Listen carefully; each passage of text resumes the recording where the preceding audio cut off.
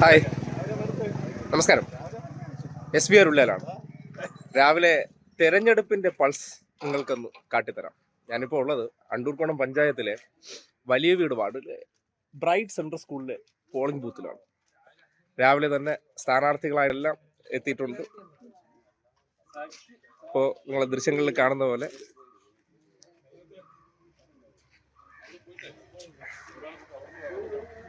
നോക്കൂ, വോട്ടർമാരെല്ലാം രാവിലെ സമ്മതിദാന അവകാശം വിനിയോഗിച്ചതിന് ശേഷം തിരിച്ചു വരുന്നുണ്ട്. ുള്ള പ്രചരണം നടന്ന വലിയ വീട് വാർഡ്, ആ വീട് എങ്ങനെ ഉണ്ട്? രാവിലെ 7 മണിക്ക് പോളിംഗ് ആരംഭിച്ചതിന് ശേഷം മന്ദഗതിയിലാണ് കാര്യങ്ങളെങ്കിലും വരും മണിക്കൂറുകളിൽ കൂടുതൽ വോട്ടർമാരെത്തും. അപ്പോൾ ഇടതുപക്ഷ സ്ഥാനാർത്ഥിയായിട്ടുള്ള മാലിക് ജബ്ബാർ നമ്മോടൊപ്പം ചേരുകയാണ്. എങ്ങനെയുണ്ട് മാലിക്? വോട്ടിംഗ് തുടങ്ങി, രാവിലെ തുടങ്ങിയ ശേഷം പോളിംഗ് ബൂത്തുകളിൽ ഒരു വലിയ തള്ളിക്കയറ്റം ഇല്ല, മന്ദഗതിയിലാണ്.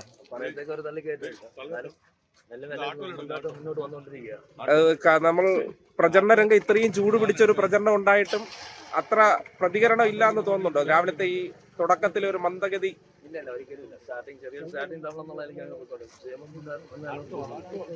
കടുത്ത ആത്മവിശ്വാസത്തിലാണ്. BJP സ്ഥാനാർത്ഥിയുണ്ട്. എങ്ങനെയുണ്ട് പോളിംഗ്? നടക്കുന്നുണ്ട്. നല്ല പോളിംഗ് തന്നെയാണ് ഇപ്പൊ നടക്കുന്നത്. ഇതിനേക്കാളും കൂടുതൽ ഉണ്ടാവാനും സാധ്യതയുണ്ട്. വലിയ ആത്മവിശ്വാസത്തിലാണ്. തീർച്ചയായിട്ടും. ഇതോടൊപ്പം തന്നെ കോൺഗ്രസ് സ്ഥാനാർത്ഥിയും രാവിലെ പോളിംഗ് ബൂത്തിൽ എത്തിയിട്ടുണ്ട്.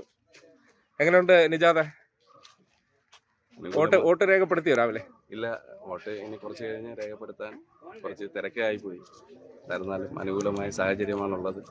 ഒരു ഉറച്ച വാർഡാണ്, അതിൽ വലിയ ആത്മവിശ്വാസമുണ്ട്. തീർച്ചയായിട്ടും തെരഞ്ഞെടുപ്പിന്റെ പ്രചരണ രംഗം എല്ലാം കഴിയുമ്പോഴും ഇപ്പോഴും അവസാന മണിക്കൂറുകളിലാണ് രാവിലെ. പക്ഷേ പോളിംഗിനൊക്കെ ആൾക്കാർ ഒരു മന്ദഗതിയിലാണ്. വലിയ പ്രചരണമൊക്കെ ഉണ്ടായിട്ടും ആൾക്കാർ വേണ്ടത്ര ഏറ്റെടുത്തില്ലാന്ന് തോന്നുന്നുണ്ടോ?